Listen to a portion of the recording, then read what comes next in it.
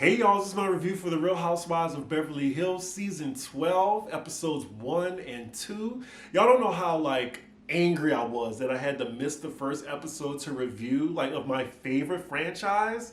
I was supposed to do it in LA, but my plans to review it fell through, so I had to combine these two episodes. Good thing is, episode 2 was major. Very major. Episode 1 was cute. I mean, it was the first premiere episode, but 2 delivered. But anywho, let's get into it. So they start the episode off in the most dramatic fashion. The black and white security footage of the robbery at Dorit's. We see the two men just casually walking up to Dorit's and breaking the glass. Then we can hear Dorit whimpering in the background, "Oh my God, please." And then it fades to black and it says 3 days earlier. Definitely on their Shonda Rhimes already. So then we see the LA skyline and then we get a montage of what all the ladies are doing. We have Kyle strategically making it known that she's invited to Paris Hilton's wedding. Lisa Rinna is visiting Erika's house. Crystal being boring with her family. And my favorite duo, Sutton and Garcelle, are living up in Miami. And wow, we get international with it. We're now in London with Dorit as she's on her way back to the States. So first up, we're with Kyle. Oh my God, y'all gonna be hearing that every episode. You know, Kyle. I'm gonna be doing this all season, so get used to it. She's in the backyard having boxing lessons with her daughter, Portia. Portia has grown up in front of our eyes. She's having that Gia transformation. She's 13 now, I think. It's so hilarious how Kyle's trying to make it seem as if Portia has all these odds stacked up against her. Oh, she's going through such a difficult time. As if she's not in a sea of privilege. Anyway, next scene we're in Miami and it looks like Sutton accompanied Garcelle to a charity event. I love their friendship so much. It's so authentic. They need a spinoff. Next, we're with Rinna and Erika lets us know that she's been smashing these days. As if she wasn't smashing other people during her marriage to Tom. Okay. And Rinna's now talking about the problem she has with Sutton when Sutton went on Watch What Happens Live and talked about a charity event where Lisa didn't say thank you. Now, I get why Sutton brought it up because she was just defending Garcelle, because I think Rinna tried to make it a big deal that Garcelle didn't thank Harry for the spaghetti sauce that he gave her. So she brought that up. But I'm really? We talking about this that happened last year? But I gotta remember that they started immediately filming after the reunion. So I get it, whatever, it's a plot line. But then we cut to Sutton having a conversation with Garcelle, and she said that she didn't mean it to come off messy. She was just making a point as well as defending a friend. I'm on Sutton's side on this. And y'all know I like Rinna. She's in my top 10 housewives of all time. But when she's wrong, she's wrong. But we're back with Rinna talking to Erika, and she thinks it's bullshit, and she can't wait to confront Sutton on this lie. Next scene, we're at Crystal's house, and she's being visited by her former enemy, Sutton. Now, I like them more as friends than enemies, and I hope this season Crystal has something to do. Sutton, of course, is mentioning her drama with Lisa to Crystal, and then starts talking about her dating life. I'm just if Sutton is getting dates or whatever, what is my problem? Can a ninja get a date? 'Cause how the hell I can't find one? Next scene we're with Erika and she's meeting up with Garcelle to work out.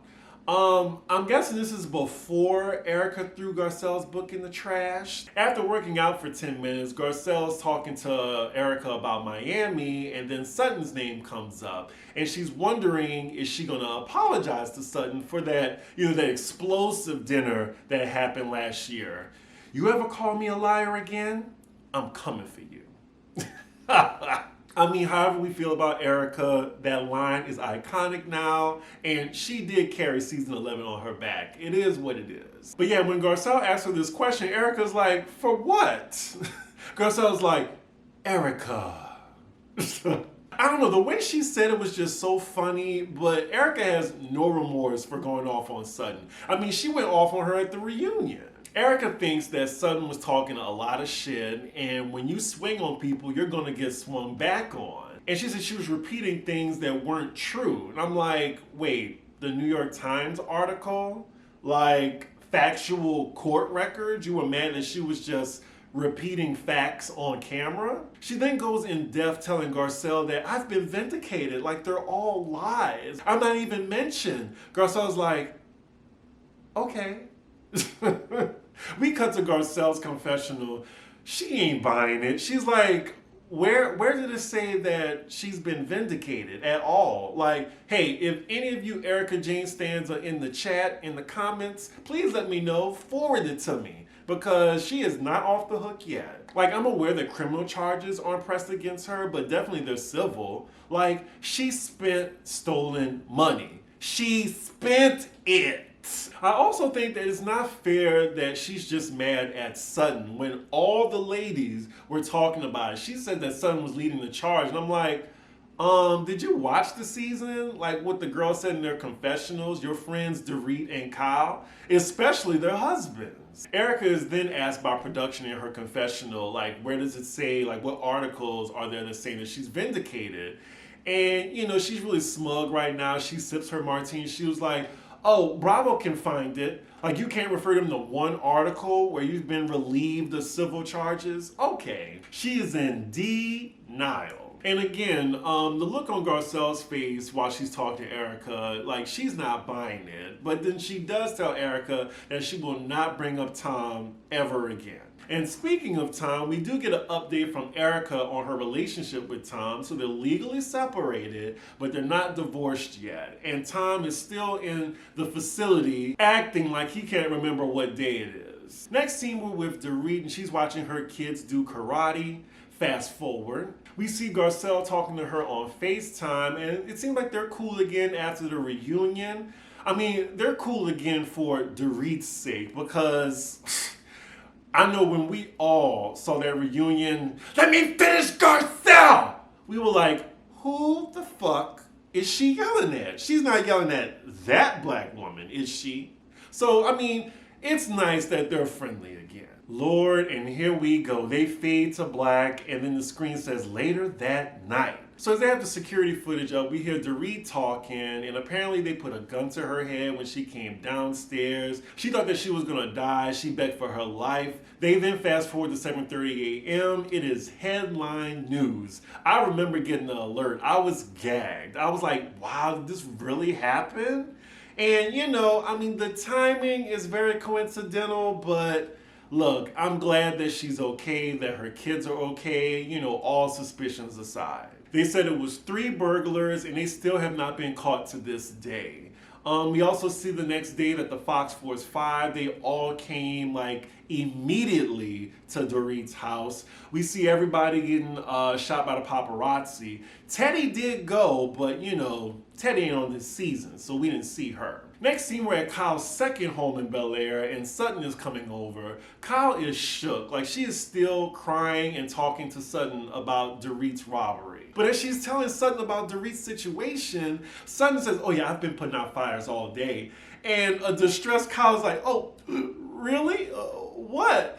Someone's like, oh, well, yeah, one of my designers, like, they're caught up in customs right now. Girl, the look on Kyle's face right now, she's like, oh, well, that doesn't seem comparable to Dorit's situation. Sutton's like, oh, well, yeah, I didn't have a gun to my head.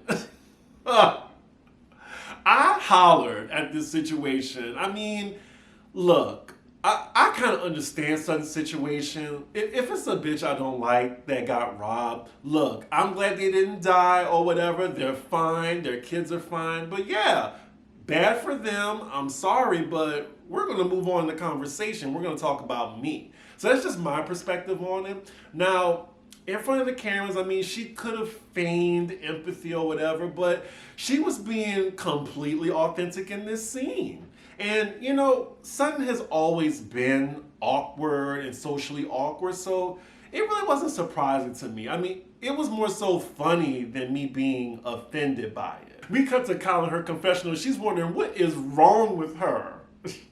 So meanwhile, we're with Lisa and Crystal, and Lisa's looking over the venue for Harry Hamlin's 70th birthday. Again, y'all gonna get the Kyle and Harry Hamlin. Harry Hamlin, the closeted bisexual husband of Lisa Rinna. Harry Hamlin.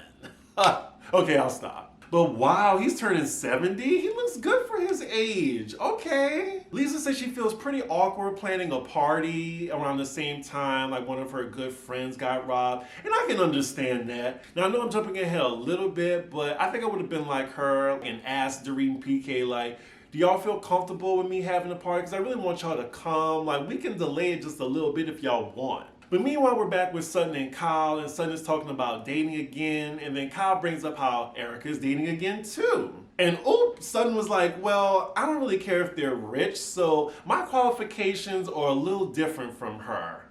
I heard that. Okay, Sutton. Sutton is in her confessional right now throwing hardcore shade at Erika. She's saying, oh yeah, I can understand Erika dating for money. She misses that lifestyle, the big house, the jewelry, the cars. Kyle realizes that Sutton is still pissed at Erika, and for good reason. She came after her during that dinner as well as the reunion. And Kyle's trying to make Sutton feel empathy for Erika. You know, oh, she was going through so much, and I'm pretty sure she cried that night after the blow up.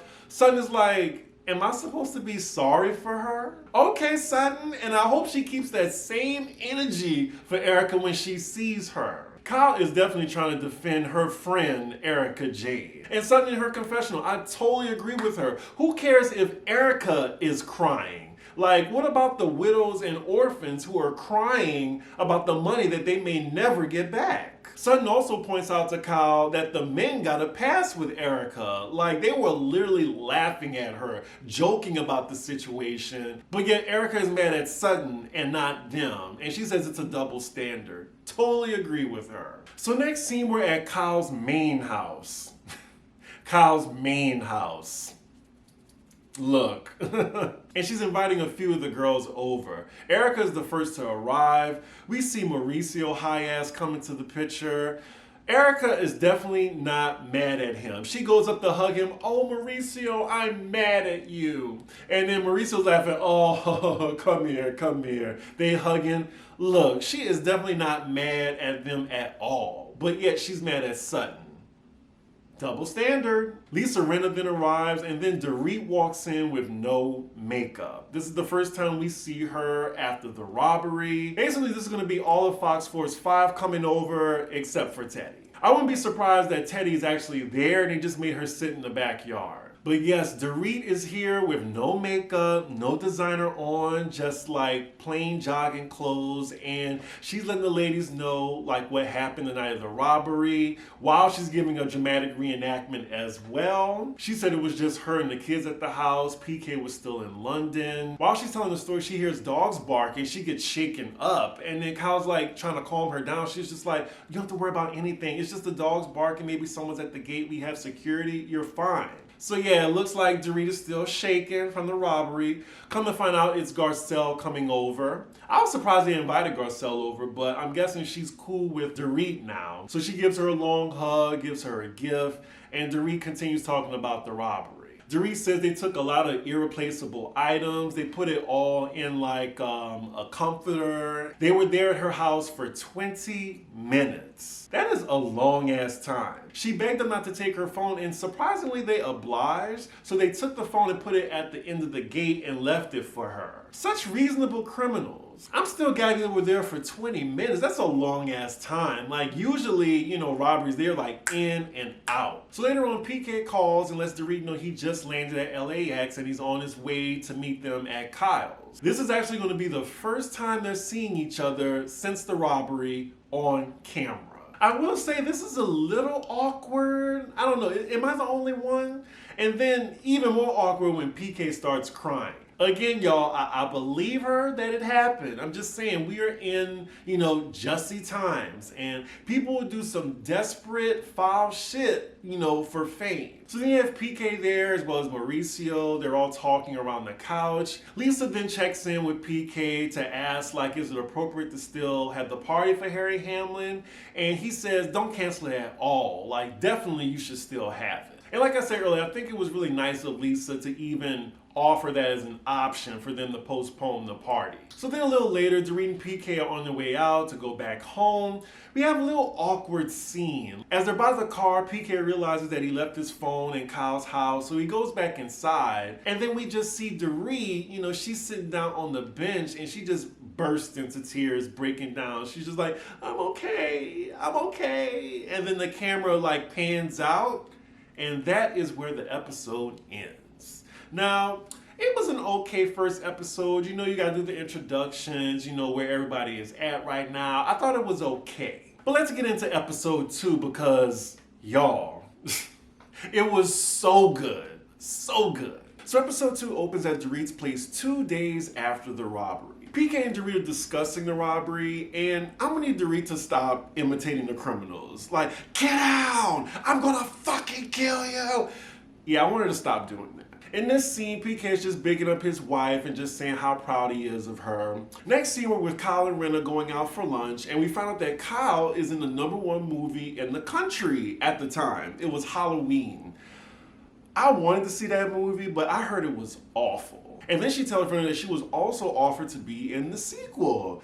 Good for Kyle. I mean, it's a legacy movie for her. And I also think the studios know that there's some people that will actually go see this movie just because Kyle is in it. Meanwhile, we cut to Sutton and Crystal hanging out and they're eating cake. The topic of Erika comes up, and then we cut to Kyle and Rinna again, so we're gonna be going back and forth to their conversation. We found out that Erika was annoyed by the LA Times article where it featured Sutton, Crystal, and Garcelle. She was more so mad at Sutton for, I guess, still talking about the case. And I feel like with this, we're eventually going to get Erika and Rinna versus Sutton. Lisa tells Kyle that Harry Hamlin actually texts Sutton about going to Elton John's party, saying that, you know, we're always guests of Elton and you need to stop this. Sutton, of course, didn't respond to that, but I get it. Like, I wouldn't respond either. And why you got your man texting me about this? I really can't believe they're still arguing over this. This is like supremely petty. And we find out that Sutton is still going to Harry Hamlin's birthday party, so we know some shit's about to go down. So next scene is the day of Harry Hamlin's birthday celebration.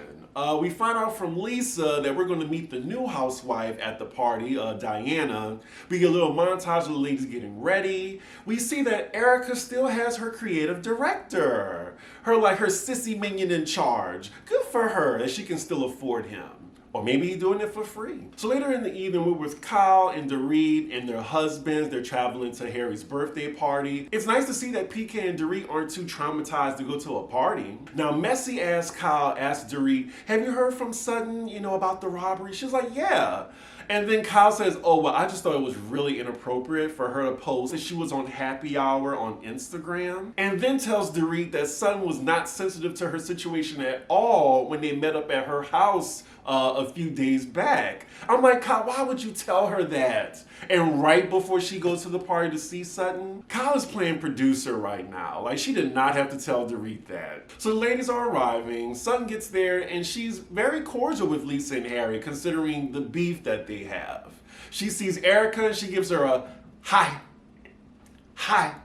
That's all she deserves. I know Sutton is glad that her partner in crime, Garcelle, is there, because if she wasn't, like, she would be on an island, because on her left is Erika talking to Crystal, and on her right is Lisa and Harry Hamlin. So the whole cast arrives, and in walks the new girl, Diana. This is her fiance? Look, I thought it was her hairstylist, her assistant, maybe her makeup artist. It read fiance? Okay. I'm sure we'll find out this whole situation later. Diana looks a lot like a young version of Jennifer Coolidge. Do y'all see it? And then we get a little background on her, and she is rich. Very rich. So now they're all seated at the table. I gotta say, that food does not look appetizing at all. Ooh, I know Garcelle hates filming going to dinner when they pick the restaurants because that food be looking bland. We see PK talking about the robbery to Lisa Rinna. He's telling us what they made off with. And he was like, well, they didn't get the most important stuff. He said they got a bunch of bags and watches. And he was just like, oh, that's fine. It's okay. But you know, according to Dorit, she said they took some irreplaceable items. But hey, maybe some of her purses are irreplaceable. So then Diana jumped into the conversation, and we found out that she was actually with Kim Kardashian when she got robbed in Paris. Like, well, she wasn't there, but she was with her the day before she got robbed. So later on, after dinner is finished, the men disperse from the table and let the women all get together. Funny side note, we see most of the women's spouses gather together, and it's funny seeing Diana's fiance with them because he looks like he can be Mauricio's son. Like, he looks around my age, and he's at the table with all these men, like, that are at least 50 years old. So now we have our first scene together with the entire main cast. I know it's gonna be good. First topic of conversation, Sutton apologizes to Rinna for putting her on blast about the charity table situation. Now, we know Rinna. She's not gonna let Sutton off the hook that easily. Lisa tells Sutton she appreciates the apology, but Sutton, you didn't buy that table. Sutton is like, are you fucking kidding me? Lisa. So according to Lisa's side of the story, she said she already had tickets to the event. But then Sutton, her good girlfriend, already invited her at her table as guests. So she released the tickets. So then later on, she said she found out that Sutton canceled the table, allegedly. So they were asked out and they were trying to get tickets to a sold out event. She then says that IMDb asked to interview them and then they offered to sit at their table. What's not adding up for me is at the end of the day, they still sat at Sutton's table. So that's where I'm kind of confused about. I did get some inside tea from somebody who actually worked that party, and they say that Lisa is lying.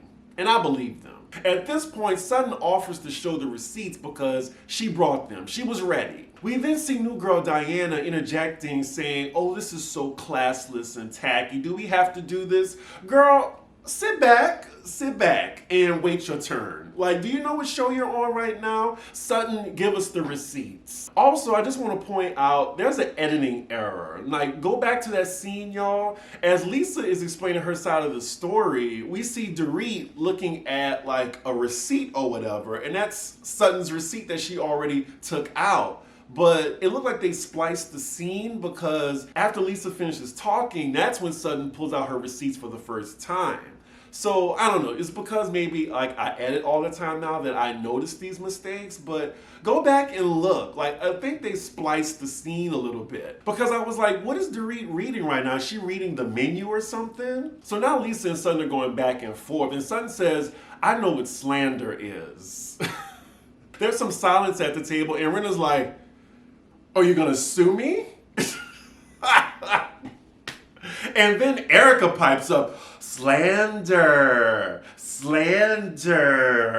Girl, you are already buried in lawsuits right now, so I suggest you sit back and eat your dessert or whatever. Garcelle's now telling her homegirl Sutton, show the receipts. If you got proof, show them. Fuck these other bitches' judgment. She didn't say it like that, but that's what she meant. Garcelle even extends her hand out for the receipts. Now, it also looks like Diana is coincidentally involved with the charity too. And we see that she actually knows Elton John personally, and she's like a frequent donor of the charity, so she's giving her take on it. It looked like she's not biased in this situation, even though she's Lisa's friend. She's like, well, you know, Sutton paid for the table, maybe something else happened. I personally believe Sutton, because if you hear Lisa's argument, she's going off of hearsay. Like, Sutton, she has receipts and facts. Producer Kyle then steps in to try to mediate between the ladies. She's saying, y'all, it's probably just a miscommunication. At the end of the day, y'all both contributed to a lovely charity, and Sutton apologized, okay? And then Erika Jane pipes up and says, oh, well, where's my apology? Without missing a beat, Sutton's like, you're not getting one. Doesn't even look in Erika Jane's direction. Erika's like, why? Because I don't like you.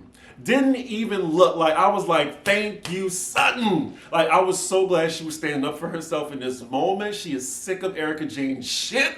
She doesn't intimidate her anymore. I mean, Erika's poor, okay? You're not about to intimidate me, sweetie, when you're like buried in legal debt. Sutton continues the sarcasm that Erika is throwing her way, and now Erika is pressed and saying, go fuck yourself. And someone's like, you go fuck yourself. And now they're just going back and forth, and now Sutton tells her to shut up. She's like, you shut up. Look, at this point in the episode, y'all, I was getting my life. I was like, now this is the franchise I know. Like, this blew away episode 1. I'm not even done with this dinner yet. But yeah, Garcelle, she's had enough. She gets up, like, I love her friendship with Sutton. She is sticking up for her in this moment like she didn't, last season. Like, she's like, I'm over this. It's becoming petty. She already apologized to you, Lisa. We can move on or not. So Sutton and Garcelle say they're both leaving. I know that's right. But Lisa's now backpedaling and pussy popping, saying that she accepts Sutton's apology and she's willing to move on.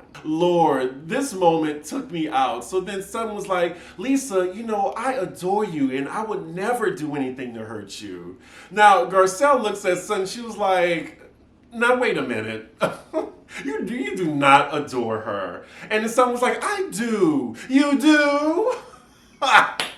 I was like, at this point, I'm watching a sitcom. She's like, I do adore Lisa Rinna. I like her. Garcelle kept it all the way real in front of these ladies. Garcelle then sits back down, this time next to Kyle, and they're just looking at Rinna and Sutton making up and just saying how phony they're being right now. They are having a key. And that is where the dinner ends. So now it's the next day. We're with the new girl, Diana, and I guess we're going to get to know her for a few minutes. Whew, just looking at her residence, Mama is rich. And she's just chilling on her couch right now. She's literally surrounded by help. Like chefs, a maid, I think her assistant's in the picture. She's on the sofa with her son. She has a 22-year-old son, a 19-year-old daughter, and then you have her fiance on the couch who looks like he could be siblings with her son. Then we get a little background on her. She's the rags, the rich story. So basically, a rich man pulled her out of poverty. And hey, ain't nothing wrong with that. She married rich. She divorced rich with a $250 million settlement. Oh, you go, girl. Can't hate the player, hate the game. She played it right, unlike Erika James. So now we get a little background on her fiance. They have a 1 or 2-year-old together, so she has 3 kids. Her fiance is 33, younger than me.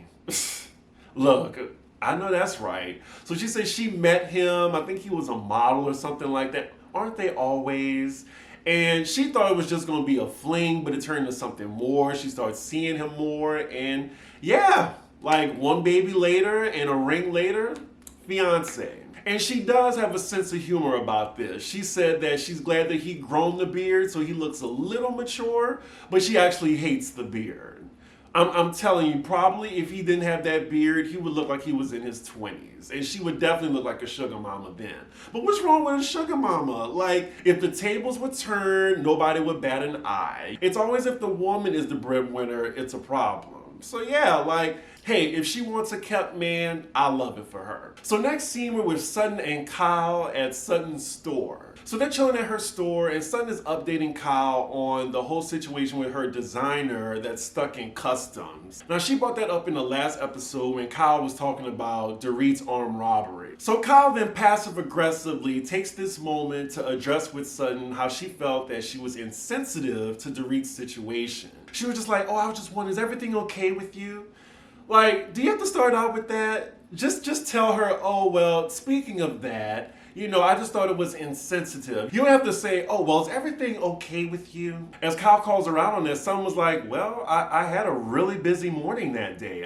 I'm sorry. Kyle is like, it's that reaction again, which I just don't get. It's so insensitive. Is it? I mean, Sutton is just being her authentic self right now. Like, I don't think that she doesn't care. I just think that bad shit happens, Kyle then brings up the statement she said was, not like I had a gun pointed to my head. And Sutton actually doesn't even remember that she said that. And she was like, well, I kind of think it's weird you remember that. Kyle says, well, I don't know if this is like a new you or a side of you I wasn't aware of, but it's kind of off. I think passive-aggressive shade would annoy me more than regular shade. After that, Sutton is like, Kyle then just tells you, look like you didn't give a shit. And Sutton is like, Kyle, I need you to stop it right now. Sutton then says, Kyle, I'm just not good with. She pauses and then Kyle finishes her sentence for her. What, emotions? Because you cried a lot last year. Ooh. Ooh, okay, Kyle. Sutton's like, I don't do well with guns, actually. She then mentions that her father shot himself, and I think that's kind of like a legit claim. Like, maybe talking about guns triggers her. But Kyle doesn't back down. She's like, Sutton, we're not making this about you right now. This is about Dorit. I wonder if she's going to tell Sutton that she already told Dorit this. Not Kyle quoting Maya Angelou in her confessional. Girl, how many minutes we got left? 1 minute. Kyle then tells her, how can you be so insensitive? And then kind of passive aggressively calls her a narcissist. And then someone's just like, no, I don't see it. And Kyle then just has this bewildered look on her face. And then that is where the episode ends. Ooh, I love episode 2 so much. I got my fill. This is why it's my favorite franchise. Like, they had all the ladies together. We got the lifestyle, the rich and famous. We got the petty drama. The comedy. It had everything. I loved episode 2 so much. But yeah, y'all let me know what y'all thought about the episode. Again, I'm sorry about the lateness, the ninja tired. But yeah, make sure y'all like, comment, and subscribe. And I will see y'all for the next episode. Bye.